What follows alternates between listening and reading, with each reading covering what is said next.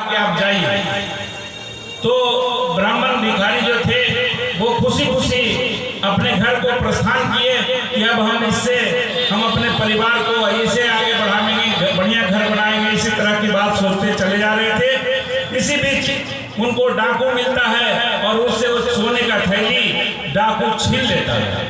वो पुनः दूसरे दिन भी उसी दुखी भाव से गए तो पुनः एक मणि श्री अर्जुन ने उन्हें प्रदान किया, जिसको से वो पुनः घर इस रूप में जा रहे थे डरे डरे कि फिर कोई नहीं ले ले। तो उन्होंने अपने घर में एक घड़ा में छिपा करके रख दिया कि कोई देखे नहीं, किसी को बताए नहीं।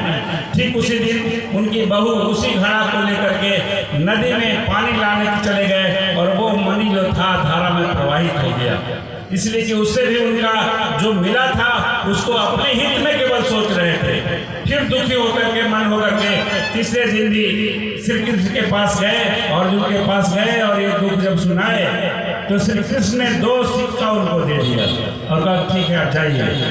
तो अर्जुन मुस्कुराने लगे, ये 2 सिक्का आप दिए हैं, इससे इनका क्या होगा?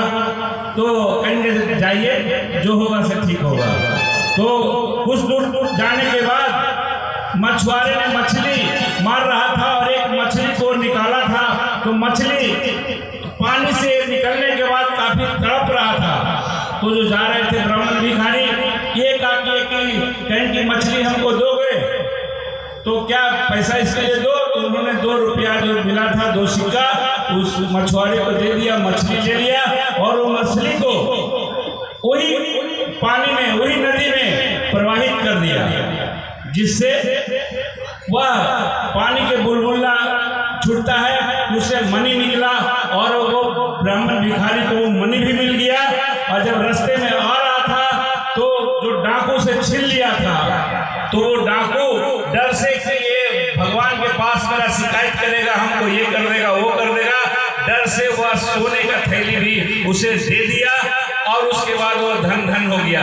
कहने का भाव है कि जब उसे सोने का थैली मिला था और वह मणि मिला था तो सिर्फ अपने घर परिवार के बढ़ाने की बात सोचते जा रहा था, तब उसके साथ वैसा हुआ। लेकिन जैसे ही 2 सिक्का श्री कृष्ण ने दिया और उस 2 सिक्के से एक मछली को बचाने का काम किया खरीद करके, तो पुनः वो धनवान हो गया। कहने का गर्ज है कि हम लोग दूसरे के लिए जीना सीखिए और दूसरे को मदद करिए, भगवान आप पर जरूर खुश होंगे, आप आगे बढ़िएगा, ये मैं कहना चाहता हूँ। दूसरी बात ये कहना चाहता हूँ कि समाज में